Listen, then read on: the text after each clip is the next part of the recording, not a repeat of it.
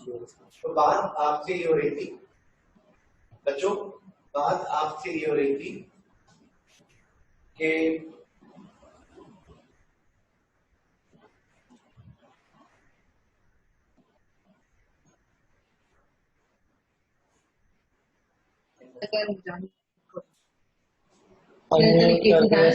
cases are 149 cases आए हैं metro में। बात ये हो रही थी सारे मेट्रो के एटम या एटम्स का कोई ग्रुप और negative anti bearing positive or negative any charge is called ion or radical. Okay, so एक नंबर रिपीट कर दीजिए, an atom or group of atoms bearing positive or negative any charge is called ion or radical.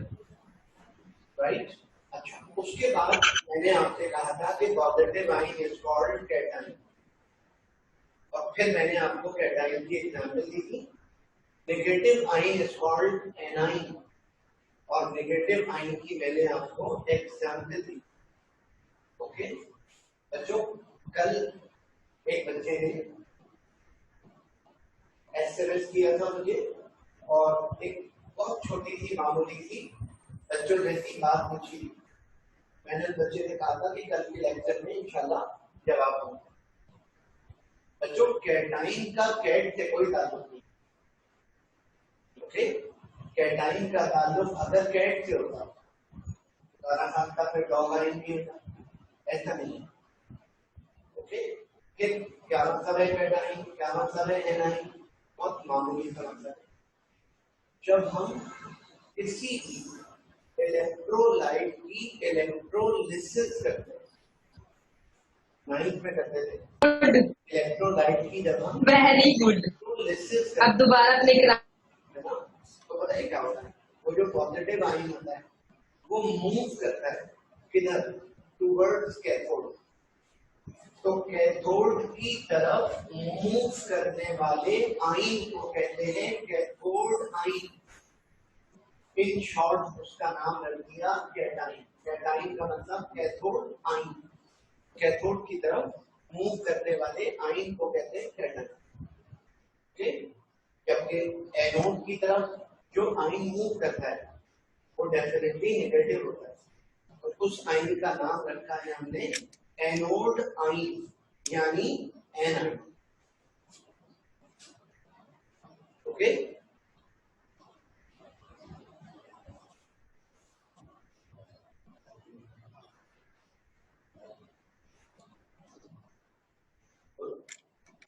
बोलते हैं इसको of कर दिया ना,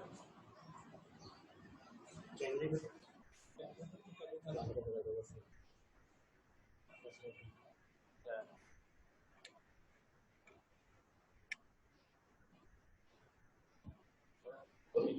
बच्चों, उम्मीद है मेरी बात आप समझ गए होंगे। कैटाइन कैथोड आयन और एनाइन एनोड आयन। ओके हो गया? अच्छा, उसके बाद मैंने आपको समझाया था कि आपने मेरे कहने से कुछ आयन याद करने, और बेटा वो आयन ये वाले कल आपने इनको लिख लिया होगा, और उम्मीद है कि आपने इनको याद भी कर लिया। सही?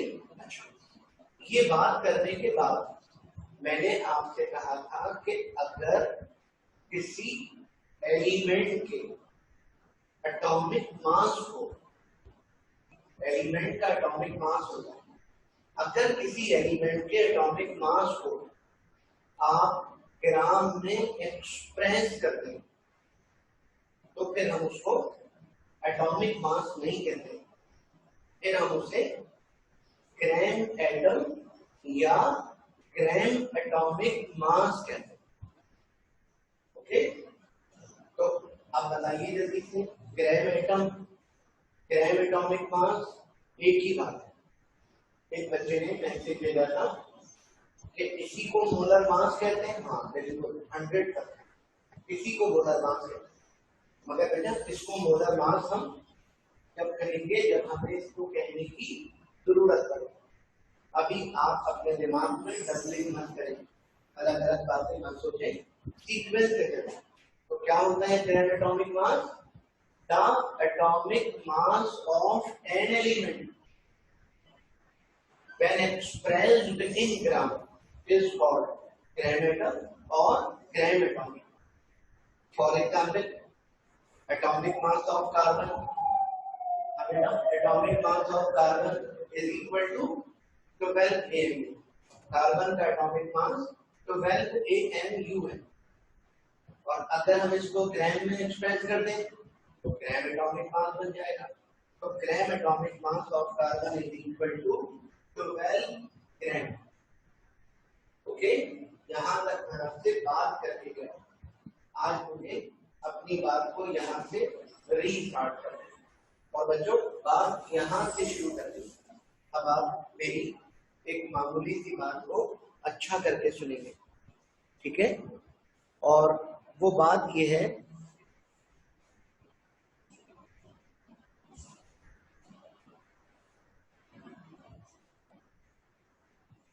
अब आप मेरी बात को ध्यान से सुनिए, ठीक है?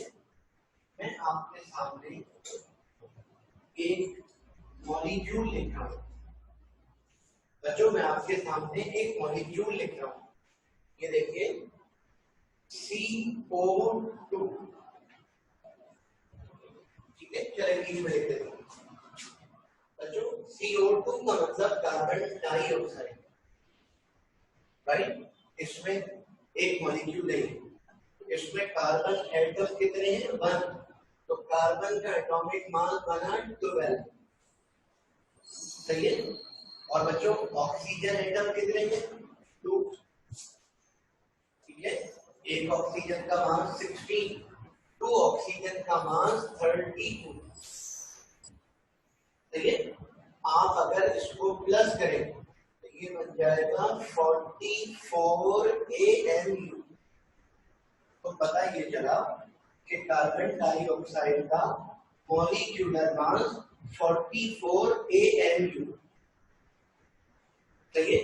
अब आप डेफिनेटली ये सोच रहे होंगे कि AMU एब्रीविएशन है एटॉमिक मास यूनिट का। ये तो एटॉमिक मास यूनिट है, ये मॉलिक्यूलर मास के आगे AMU क्यों लगा दिया, राइट? पहले आप बताएं क्या लगा? MMU? नो बेटा, MMU नहीं होता, AMU ही होता। कैसे होता है इसका मैं आपको जवाब देना चाहता हूँ, ठीक है? और कीजिएगा। देखो बात ये है, मैं आपको, आप पहले मुझे ये बताइए कि ये जो मॉलिक्यूलर मास आपने निकाला है कैसे निकाला है? एटॉमिक मासेस को प्लस करके निकाला है, ओके? और आपको ये बात पता होगी कि प्लस करने से कभी भी यूनिट चेंज नहीं होती, माइनस करने से भी कभी यूनिट चेंज नहीं होती। हाँ, डिवाइड या मल्टीप्लाई करने से यूनिट चेंज होती। मैं आपको एक एग्जांपल देना चाहता हूँ। फॉर एग्जांपल बच्चों 1 centimetre plus 2 centimetre plus 3 centimetre, okay? अब देखिए सेंटीमीटर सेंटीमीटर सेंटीमीटर कॉमन हो गया, बाकी बचा 1 प्लस 2 प्लस 3, ये बन गया सेंटीमीटर 6। हमें बच्चों मैथमेटिक्स का, फिजिक्स का, केमिस्ट्री का ये रूल है कि क्वांटिटी पहले लिखते हैं और यूनिट उसके बाद। तो इसका मतलब ये हुआ कि 6 सेंटीमीटर आंसर। अब आप ये बताइए, मैंने 1 सेंटीमीटर 2 सेंटीमीटर 3 सेंटीमीटर इन तीनों को प्लस किया, प्लस करने से यूनिट चेंज नहीं, ओके? अगर मैं इन तीनों को मल्टीप्लाई कर दूं 1 centimetre into 2 centimetre into 3 centimetre, समझ तो रहे होंगे आप? 1 इंटू 2 इंटू 3 6, और बेटा सेंटीमीटर सेंटीमीटर सेंटीमीटर ये भी तो मल्टीप्लाई हो रहा है, कॉमन तो नहीं ले सकते। ये क्या बन गया, ये बन गया सेंटीमीटर क्यूब। तो आपने देखा कि प्लस करने से यूनिट चेंज नहीं हुई, माइनस करने से भी कॉमन निकल आता है, यूनिट चेंज नहीं होती। डिवाइड या मल्टीप्लाई करने से यूनिट चेंज हो जाती है। ओके, तो मॉलिक्यूलर मास कार्बन डाइऑक्साइड का हमने एटॉमिक मास को प्लस करने का, और प्लस करने से कभी भी यूनिट चेंज नहीं होती, इसलिए वही यूनिट रहेगी जो यूनिट एटॉमिक मास की थी, बच्चों वही यूनिट मॉलिक्यूलर मास की भी रहेगी। ठीक है, इसलिए एटॉमिक मास की यूनिट एएमयू और मॉलिक्यूलर मास की यूनिट भी एएमयू ही लिखेंगे। हमेशा एटॉमिक मास की यूनिट एएमयू और मॉलिक्यूलर मास की यूनिट भी आप एएमयू ही लिखेंगे। सही हो गया? अच्छा, अब आप मुझे एक बात बताइए बच्चों, कार्बन डाइऑक्साइड का मॉलिक्यूलर मास अभी हमने क्या निकाला था, 44 निकाला था, 44 AMU। ओके, और जल्दी से बताइए ये मैंने क्या कर दिया, ये मैंने मॉलिक्यूलर मास को ग्राम में एक्सप्रेस कर दिया। ये मैंने मॉलिक्यूलर मास को ग्राम में कन्वर्ट नहीं किया, ये मैंने मॉलिक्यूलर मास को ग्राम में चेंज नहीं किया, बल्कि मैंने मॉलिक्यूलर मास को ग्राम में एक्सप्रेस किया। बच्चों, जब मॉलिक्यूलर मास को ग्राम में एक्सप्रेस कर देते हैं तो फिर वो मॉलिक्यूलर मास नहीं रहता, तो बच्चों ग्राम मॉलिक्यूल या ग्राम मॉलिक्यूलर मास बन जाता है।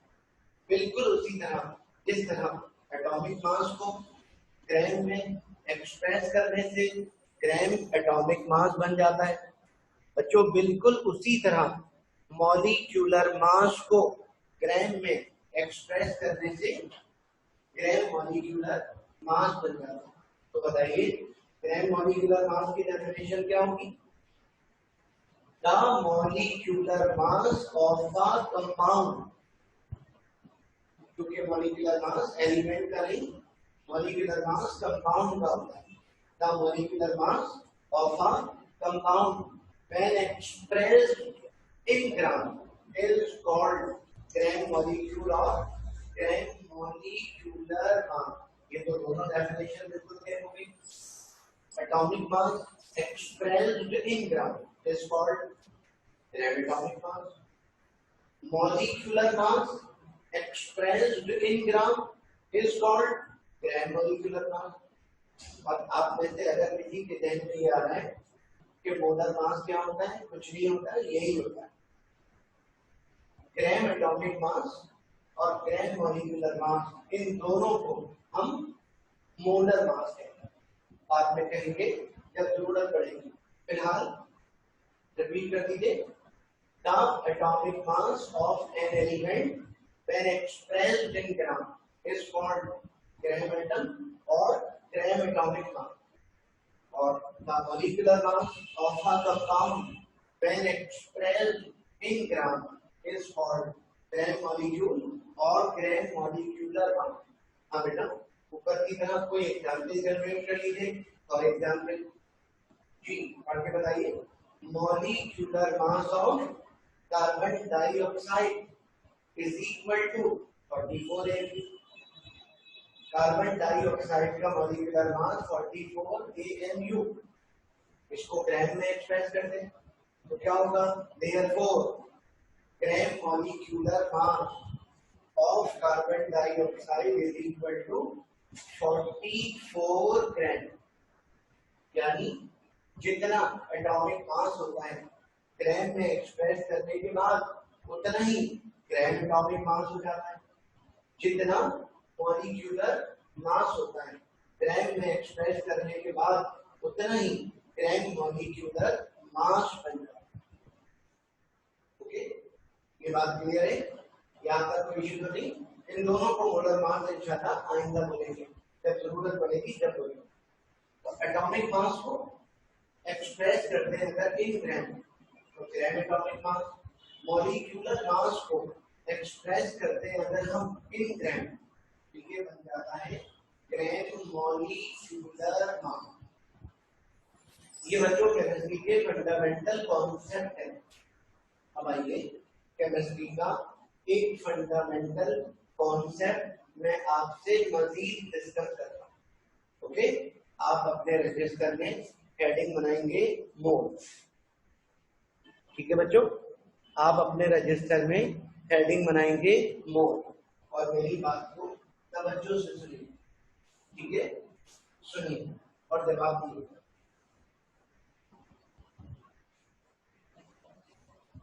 बच्चों ये बताइए कार्बन का सिंगल एटम, इसका एटॉमिक मास 12 AMU। ओके, इसको मैंने ग्राम में एक्सप्रेस कर दिया, 12 ग्राम हो गया। बच्चों 12 ग्राम का मतलब ये ग्राम एटॉमिक मास बन गया। और बच्चों इसको हम कहते हैं 1 ग्राम एटॉमिक मास। ठीक है, और 1 ग्राम एटॉमिक मास जो होता है ना, तो बच्चों 1 मोल के बराबर है। इसका मतलब ये हुआ कि ग्राम एटॉमिक मास आप जानते हैं क्या होता है, और gram molecular mass is referred to as mole. क्या मतलब, ग्राम एटॉमिक मास या ग्राम मॉलिक्यूलर मास को मोल कहते हैं। अच्छा, ये कैसे पता चलेगा कि ये 1 कहां से आ गया? इसका बहुत आसान जवाब है बच्चों, कार्बन के एटम कितने हैं? 1। ठीक है, इसका एटॉमिक मास 12 है। जैसे आप 1 है, आपका मास 1 थोड़ी है, मास तो आपका कुछ और है। इसी तरह कार्बन का 1 एटम है, इसका एटॉमिक मास है 12 AMU। ग्राम में एक्सप्रेस कर दिया तो 12 ग्राम, और 12 ग्राम का मतलब है 1 ग्राम एटॉमिक मास, और 1 gram atomic mass is equal to 1 mole. अगर मैं कार्बन के 2 एटम लूं तो बच्चों 2 एटम का मास कितना होगा? 24 AMU होगा। इसको अगर मैं ग्राम में एक्सप्रेस कर दूं तो ये जो 24 ग्राम है, ये एक कार्बन एटम का मास नहीं है, ये 2 कार्बन एटम का मास है। इसलिए हम इसको क्या बोलेंगे? इसे हम कहेंगे 2 ग्राम एटॉमिक मास। ठीक है, 2 ग्राम एटॉमिक मास। और बच्चों 2 gram atomic mass is equal to 2 mole. अगर कार्बन के 3 एटम हो तो 3 एटम का एटॉमिक मास 36 AMU हो जाएगा। ओके, अगर मैं इसको ग्राम में एक्सप्रेस कर दूं तो 36 ग्राम। ये 36 ग्राम कार्बन के 1 एटम का मास नहीं है, ये 3 एटम का मास है। इसलिए हम इसको कहेंगे 3 ग्राम एटॉमिक मास। और बच्चों 3 gram atomic mass is equal to 3 mole. तो 1 एटम के एटॉमिक मास को ग्राम में एक्सप्रेस करेंगे तो 1 gram atomic mass is equal to 1 mole. और बच्चों 2 एटम के एटॉमिक मास को ग्राम में एक्सप्रेस करेंगे तो 2 ग्राम एटॉमिक मास बन जाएगा, और 2 gram atomic mass is equal to 2 mole. 3 atom के एटॉमिक मास को ग्राम में एक्सप्रेस करेंगे तो 3 ग्राम एटॉमिक मास, और 3 gram atomic mass is equal to 3 mole. तो जितने ग्राम एटॉमिक मास होंगे उतने ही मोल होंगे। 1 ग्राम एटॉमिक मास 1 मोल, 2 ग्राम एटॉमिक मास 2 मोल, 3 ग्राम एटॉमिक मास 3 मोल। और बच्चों बिल्कुल इसी तरह ये देखिए कार्बन डाइऑक्साइड का 1 मॉलिक्यूल, ठीक है, 1 मॉलिक्यूल का मॉलिक्यूलर मास 44 AMU।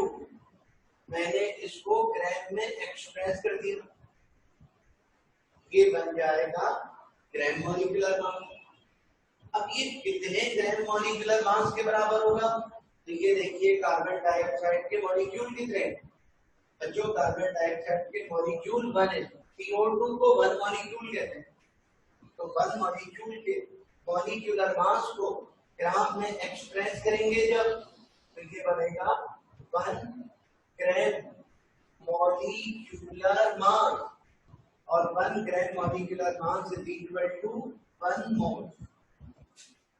और बच्चों अगर कार्बन डाइऑक्साइड के 2 मॉलिक्यूल हो तो 2 मॉलिक्यूल का जो मास होगा वो 88 kmu होगा। ओके, अगर मैं इसको ग्राम में एक्सप्रेस कर दूं तो ये 88 ग्राम बन गया। ये 88 एक मॉलिक्यूल का मास नहीं है, ये 88 2 मॉलिक्यूल का मास है, इसलिए हम इसको क्या कहेंगे? इसलिए हम इसको कहेंगे 2 ग्राम।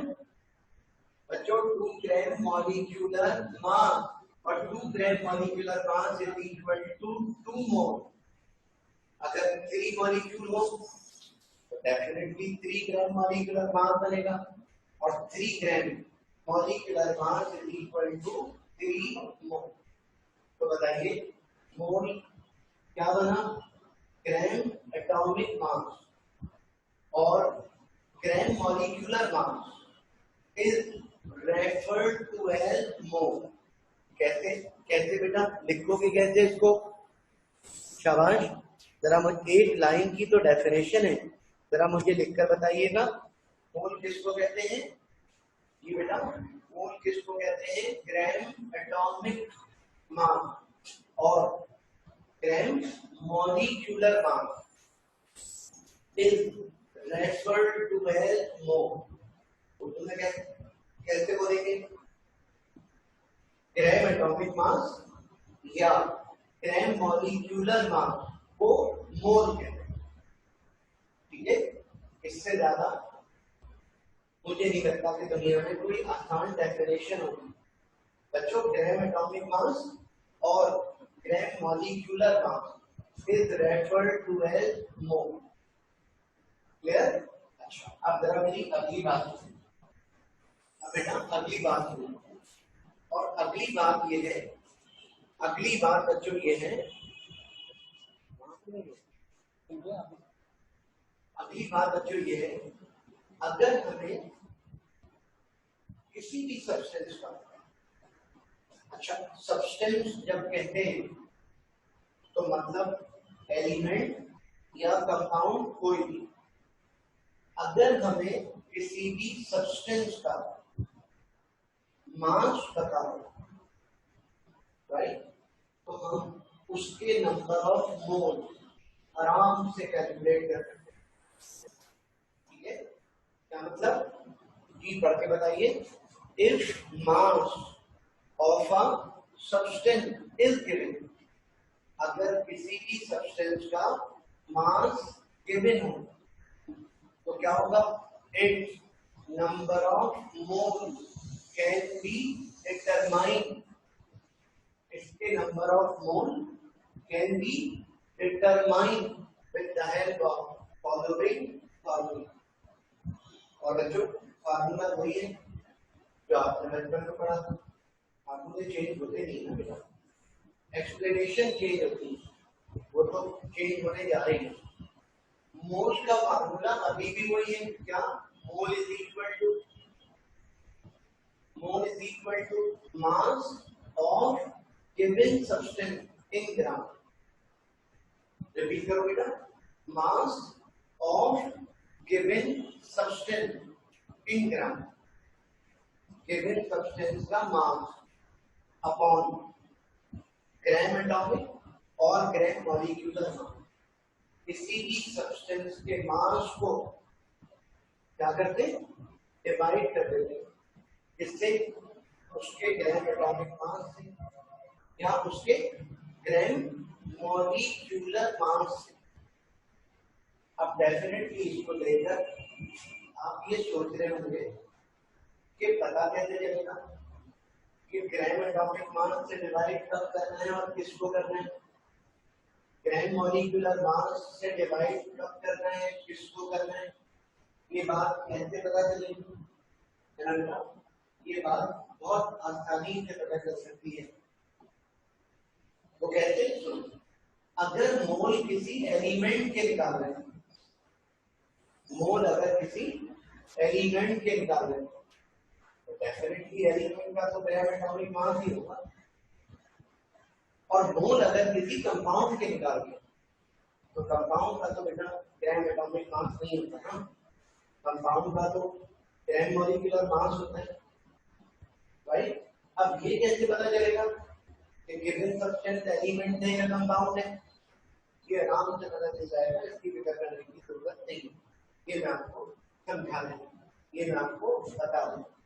तो बच्चों एक मरतबा, आखिरी मरतबा मोल की डेफिनेशन रिपीट कीजिए।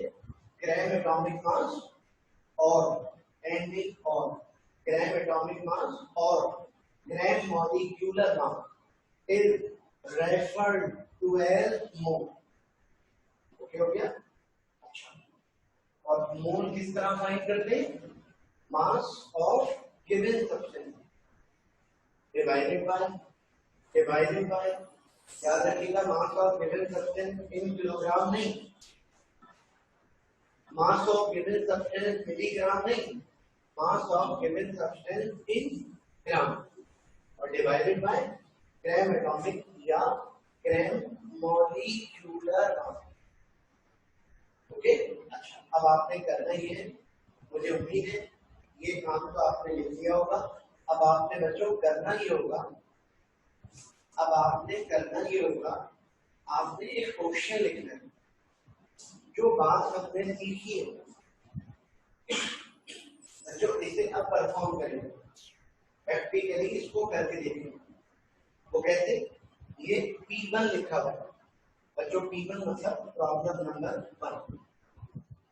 ओके, और लिखना शुरू कर भी दिया होगा आपने। Find number of mole of the solution, आपने नंबर ऑफ मोल फाइंड करना, किसके? नंबर 1। ये बेटा नंबर 1 क्या है?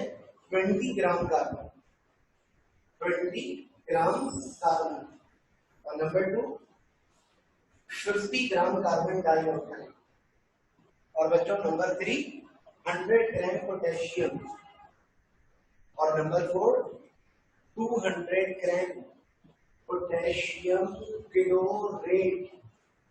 इन सबके हमने नंबर ऑफ मोल निकाले। ठीक है, मैं आपको कल की एक बात याद दिलाना चाहता हूँ।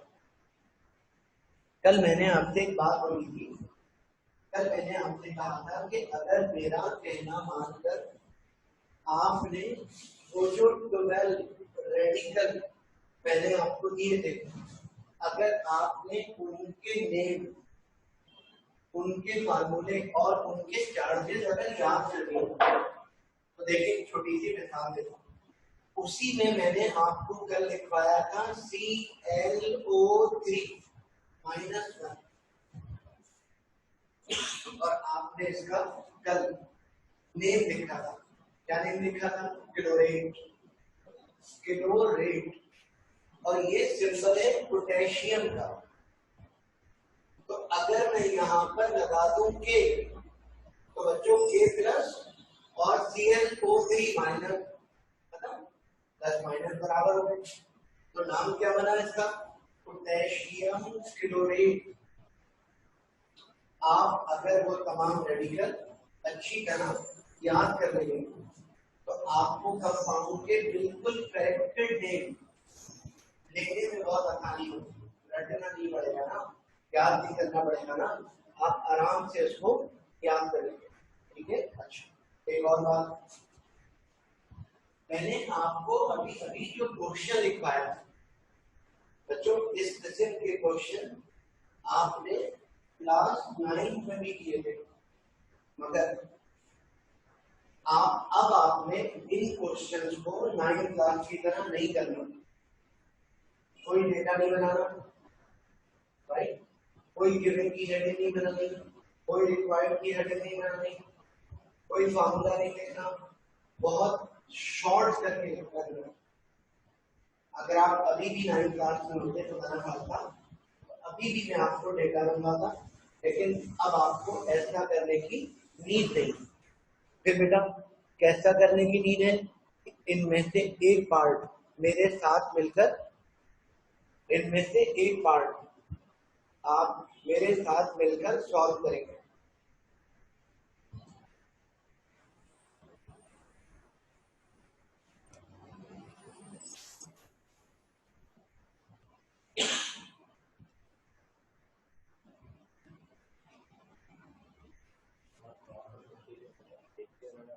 बच्चों इनमें से एक पार्ट आप मेरे साथ मिलकर करेंगे। कैसे करेंगे सुने। पहला पार्ट था 20 ग्राम का, कोई हेडिंग नहीं बनानी, सॉरी कोई डेटा नहीं बनाना, ऐसे करके करना। ये देखिए नंबर 1 बच्चों सॉल्यूशन की हेडिंग बनाइए, डायरेक्ट सॉल्यूशन, ओके, और ऐसे करके हेडिंग बनाएंगे 20 ग्राम ऑफ कार्बन। बच्चों ऐसे लिखकर अंडरलाइन कर दीजिए, 20 ग्राम कार्बन को आपने अंडरलाइन कर दिया, 20 ग्राम कार्बन को इस तरह आपने अंडरलाइन कर दिया। ओके, अब ये बात आपको पता होनी चाहिए कि कार्बन कोई कंपाउंड नहीं है, एलिमेंट है। ओके, कार्बन बेटा कोई कंपाउंड नहीं है, एलिमेंट है, और कार्बन का मॉलिक्यूलर मास नहीं, एटॉमिक मास होता है। ठीक है, और ये पता भी होना चाहिए कि कार्बन का एटॉमिक मास होता कितना है। बच्चों कार्बन का एटॉमिक मास होता है 12 ग्राम। तो पता है क्या करेंगे, इसके नीचे लिखेंगे एटॉमिक मास कार्बन का 12 ग्राम, और ग्राम एटॉमिक मास कितना होगा, 12 ग्राम होगा। तो इसके नीचे हम लिखेंगे बच्चों ग्राम एटॉमिक मास और carbon, gram atomic mass of carbon, carbon का ग्राम एटॉमिक मास 12 ग्राम। ओके हो गया।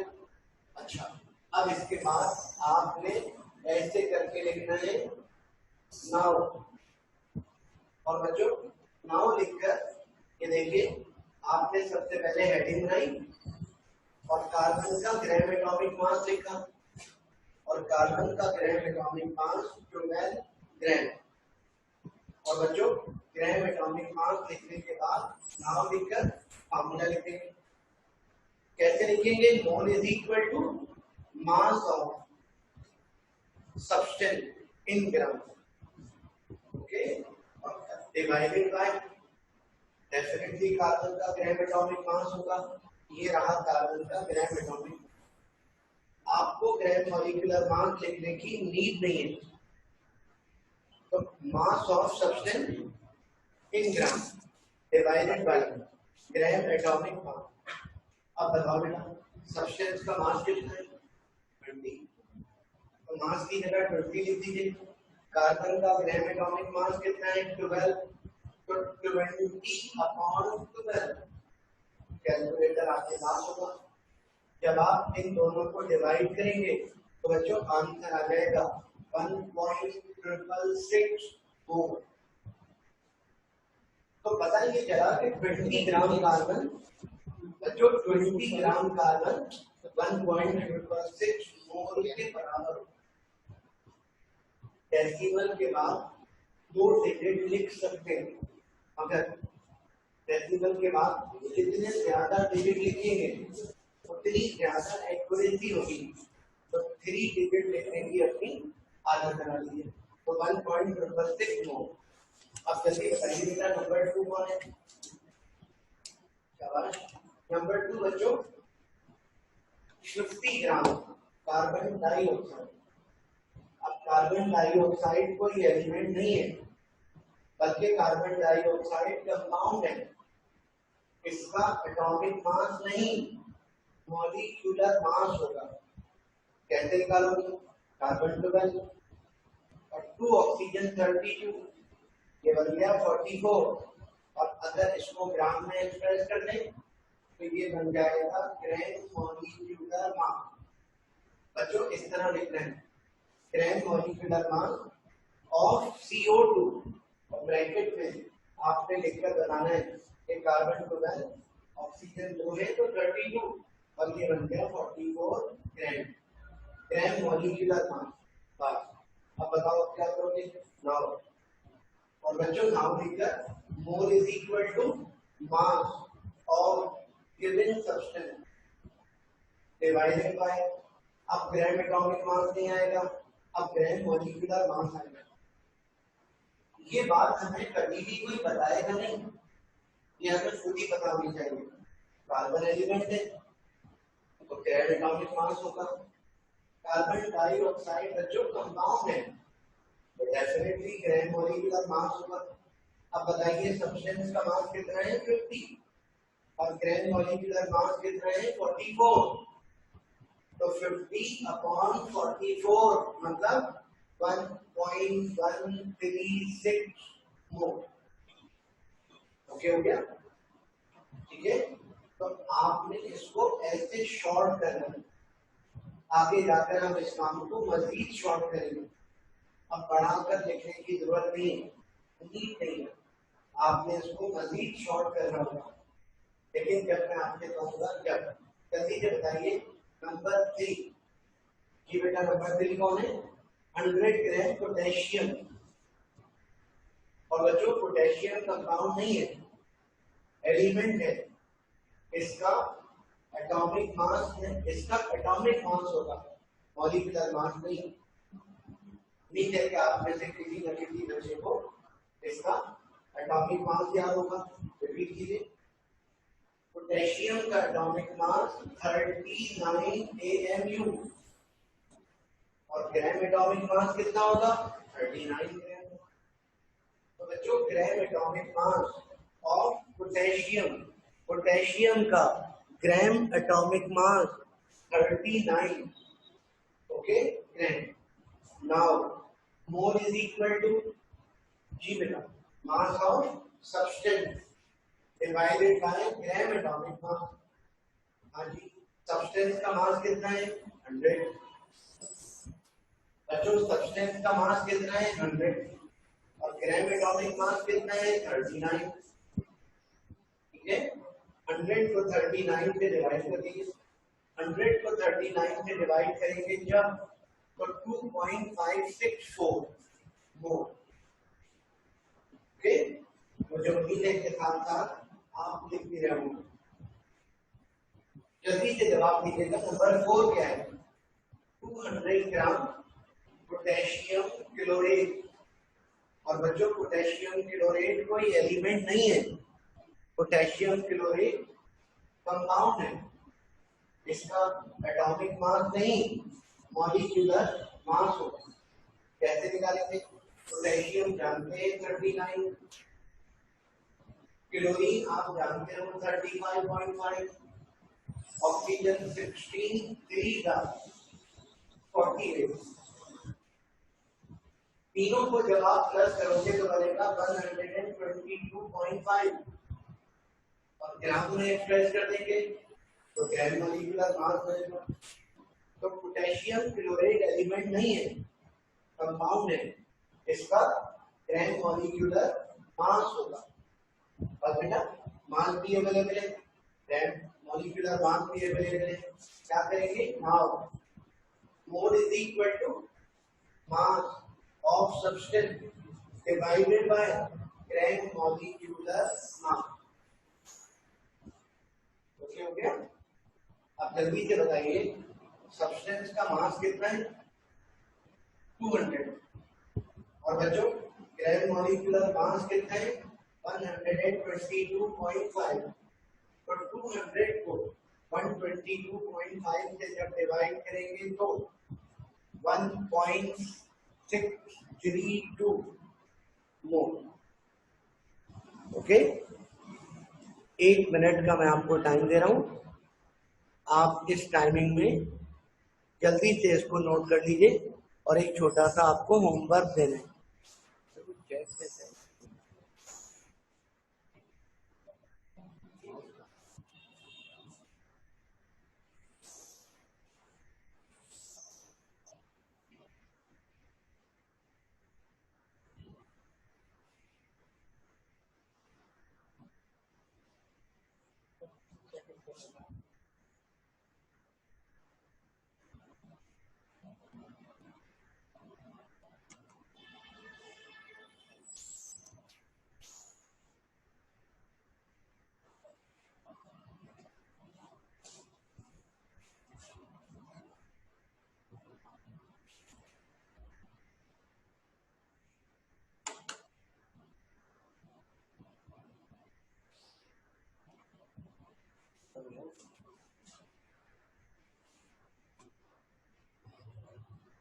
तो आगे चलिए, आगे चलिए।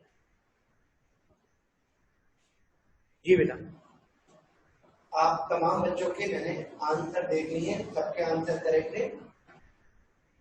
एक बच्चे ने शायद हमें अभी ज्वाइन किया है, वो बच्चा ये पूछ रहा है कि ये कौन सा चैप्टर है।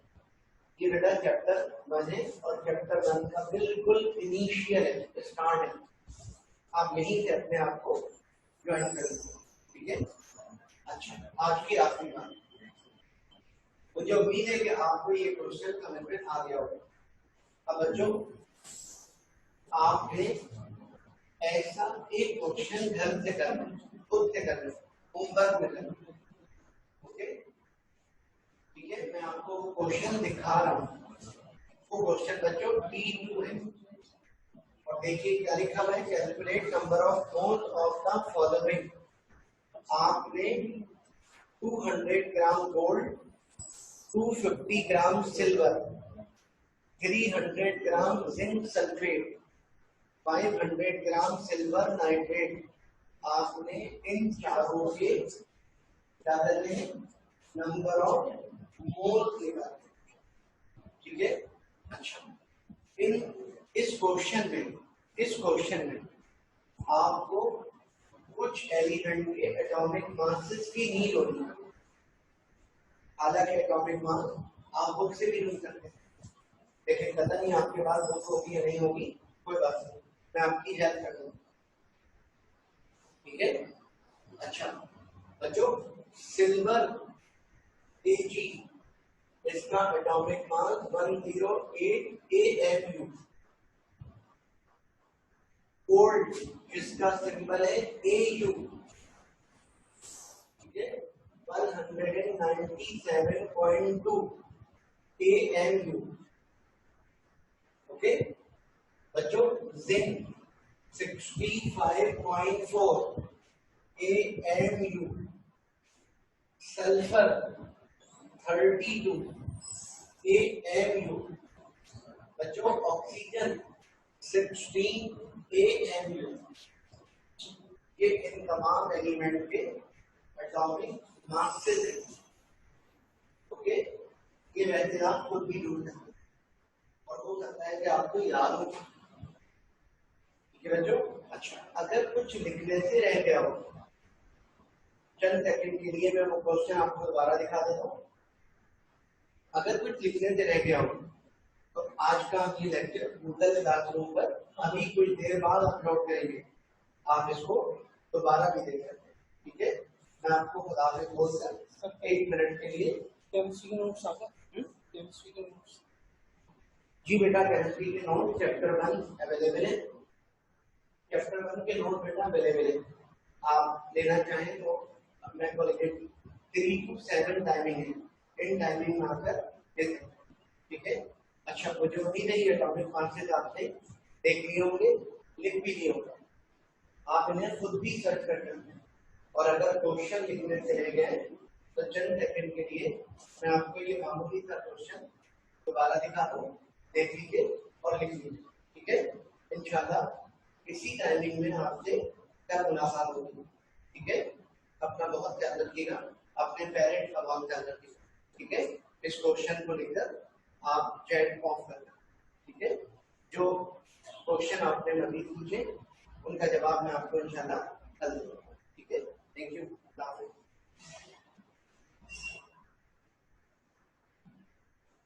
चैट देख लीजिए।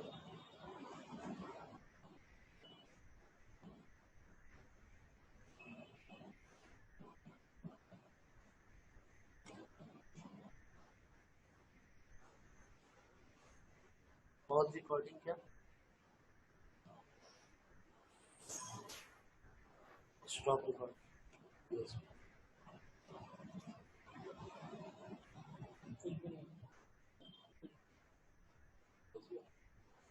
कुछ भी नहीं। चलो इनको